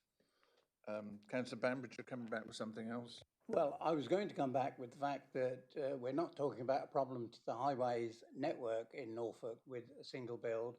We're talking about a problem with lanes which are 3 metres or less wide in some areas, being a problem to the people who already live there, Chairman. I mean, if you drive along the A47 through Hockering now and you just look over to the left, you can see where the road runs, you can see where there is already an underpass on it, which will give good access to this site. At the moment, you've got access for, I would think it must be at least a mile long, of nearly impassable roads with informal passing spaces. Thank you. We can understand that, but it's not actually fully a planning issue. Councillor Wilkinson, please. Yeah, I was just going to say that, Chairman, what Councillor Atwell said and what you've said, and I hear what my esteemed colleague is saying. But the applicants obviously live in that area, so they're getting the problems themselves with the traffic, especially with the equestrian centre, with movements going in and out there. That's obviously, the roadworks are causing them extreme problems as well. Do you have a question? Yeah, when are you going to start the build? So it might not clash with. You don't have to answer that. Thank you. That was just him getting out of being caught. Okay, thank you. No further questions being asked by members. Thank you. So with this item at Hockering, item 9C today, PL 2025-1718, and this is a full application in minimum. Your officer's recommendation is one of approval. Can I have a show of hands, please? 8, and those against? 1. You old meanie. Okay, and we're conditioned that the chairman gets a visit when it's all nicely built for a cup of coffee. And a game of pool. That's been conditioned. Oh, and a pool. Oh, there was a pool table. There's a games room. I'm no good at pool table. Oh, games room, that's enough. Can you not Anyway, lean this over? is approved. Thank you very much. Thank you for your time. I'm sorry you had to wait, but that has to be done. Thank you. So we move on to item 9D at Kenning Hall, which is PL 2026-0614. It's a variation I've got Martin Howe, who's the agent, and Ashley Barham, who's the applicant. Oh, you're already there. Well done. As I'm saying that, you're already there. Okay, thank you. And that's yours, Rebecca. Thank you, Councillor Kybird.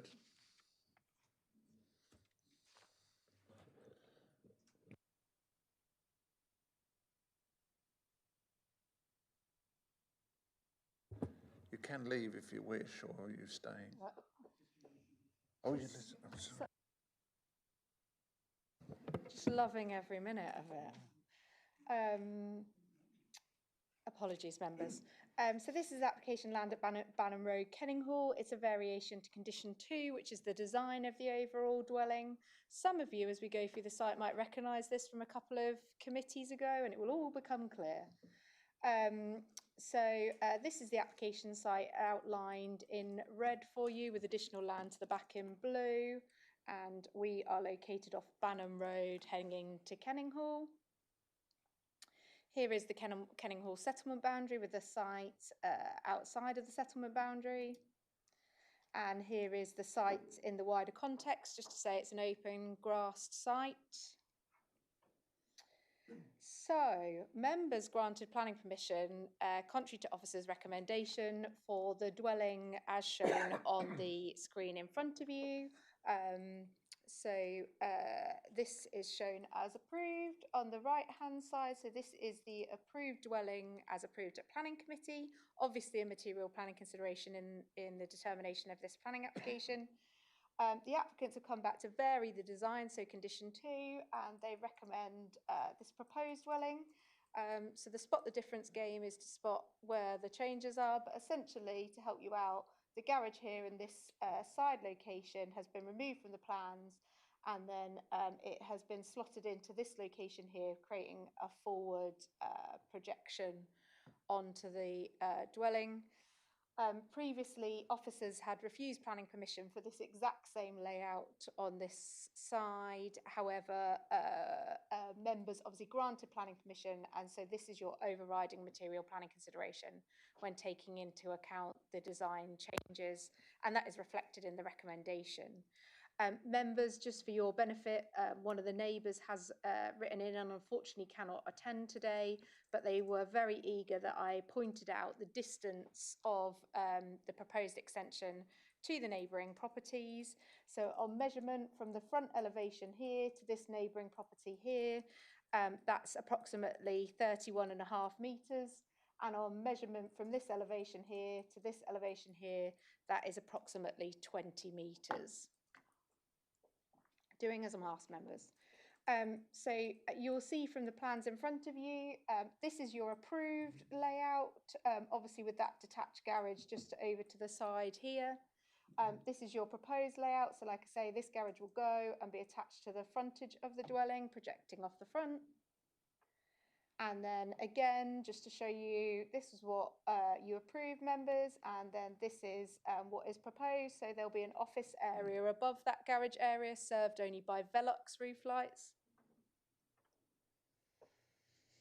And then just to keep going, so you approve front elevation, proposed front elevation, so there's only minimal changes to the fenestration on that front elevation. So from the front of the dwelling, you will not notice a lot from the front elevation. And then obviously you can see from those block plans that this is what we approved and the extending garage front of that. And this is from the rear, and again, there's no changes to the rear elevation.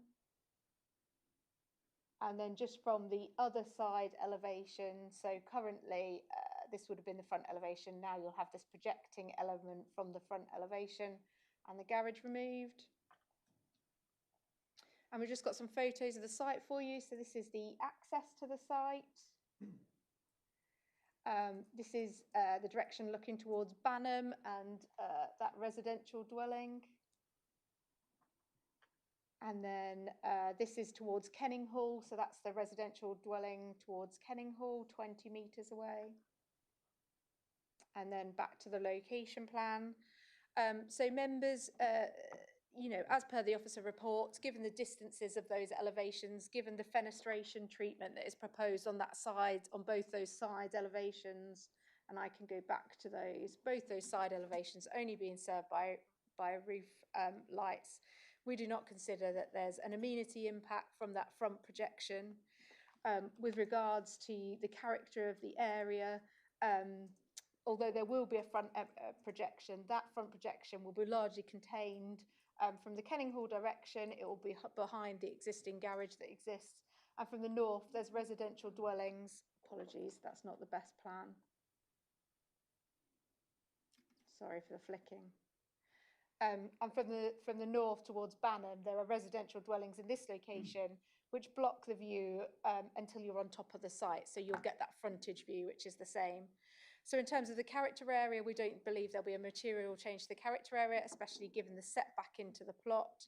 And we don't believe there will be amenity impact due to the distances involved. In all other aspects, the application remains as per approved in terms of access, any sort of impact, ecology, etc.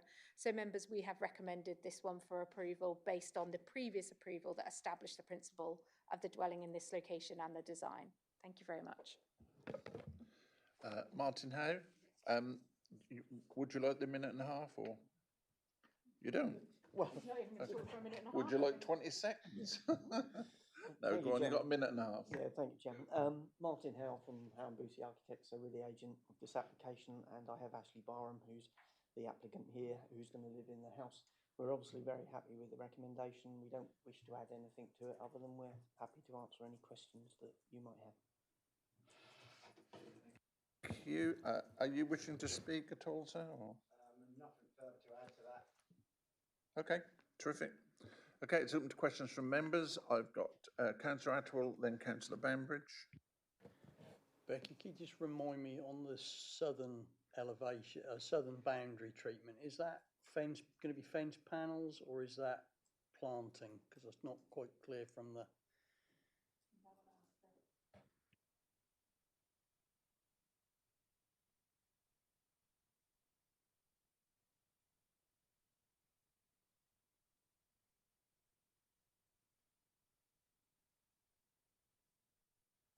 Talking about the southwestern boundary, whereas because there's obviously a garage or something that backs onto the boundary from the neighbouring property.